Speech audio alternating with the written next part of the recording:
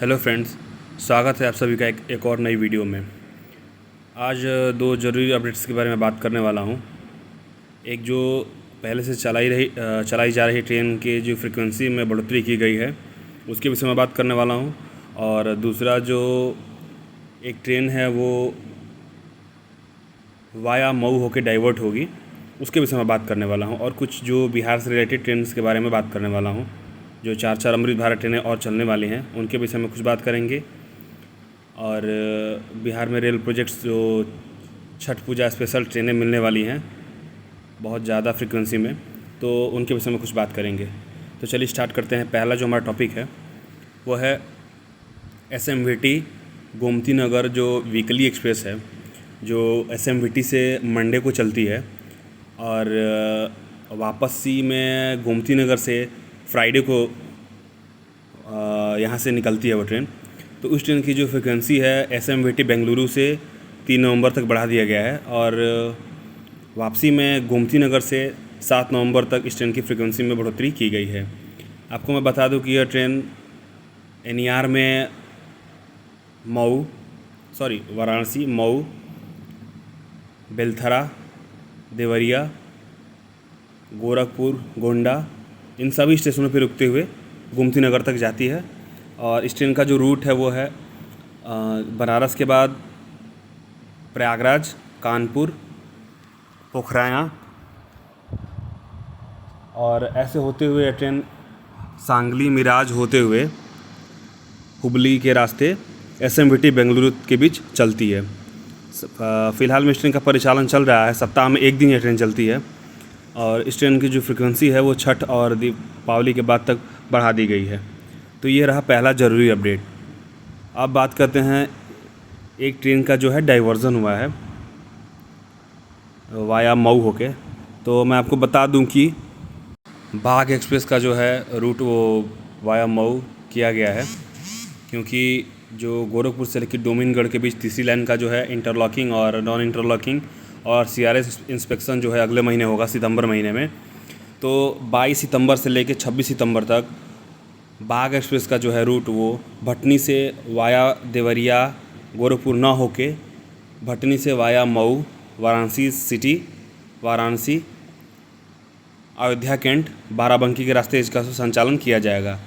ठीक उसी प्रकार से जो अप एंड डाउन दोनों 13019, 13020 दोनों ट्रेनों का संचालन 22 सितंबर से लेके और 26 सितंबर तक वाया वाराणसी, मऊ, भटनी के रास्ते किया जाएगा। और जो सिवान से होकर चलने वाली पूर्वांचल एक्सप्रेस है उसको इन तिथियों में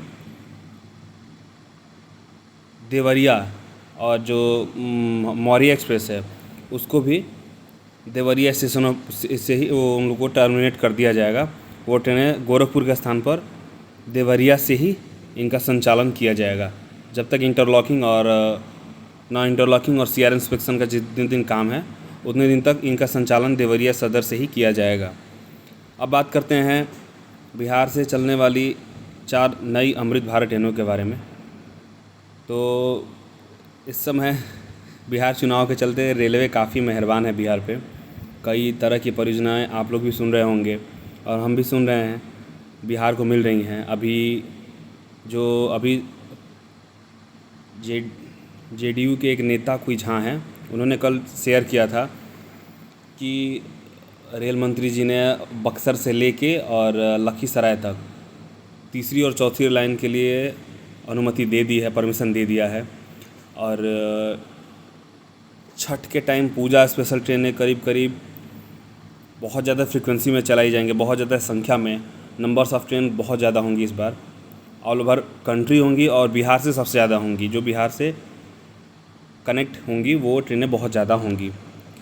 अब बात करते हैं अमृत भारत एक्सप्रेस के बारे में। तो गया जी से नई दिल्ली के बीच में अमृत भारत चलने वाली है। दूसरी जो है वो मुजफ्फरपुर से हैदराबाद, सिकंदराबाद के बीच में अमृत भारत चलने वाली है। तीसरी जो है छपरा से लेके दिल्ली के बीच चलने वाली है, और जो चौथी है वो है सहरसा से लेके अमृतसर के बीच में जो अमृत भारत चलने वाली है। ये 4 अमृत भारत ट्रेनें चलने वाली हैं। और एक पूर्णिया से लेके पटना के बीच में वंदे भारत का भी न्यूज़ आ रहा है कि इस ट्रेन का संचालन किया जाएगा। और बुद्धा सर्किट के बारे में आप लोग सुना होगा। बुद्धा सर्किट के एक जो फास्ट पैसेंजर चलेगी, जो कोडरमा से लेके वैशाली के बीच में इसका संचालन किया जाएगा वाया पटना होके। पटना से ये ट्रेन नालंदा होके, नवादा होके और गया के रास्ते कोडरमा तक ये ट्रेन चलेगी। तो ये कुछ अपडेट्स थी रेलवे की तरफ से। और फ़िलहाल और कोई अपडेट रिसेंट में नहीं है किसी और ट्रेन के बारे में या फिर कुछ और काम के बारे में। तो इस अपडेट में फ़िलहाल इतना ही।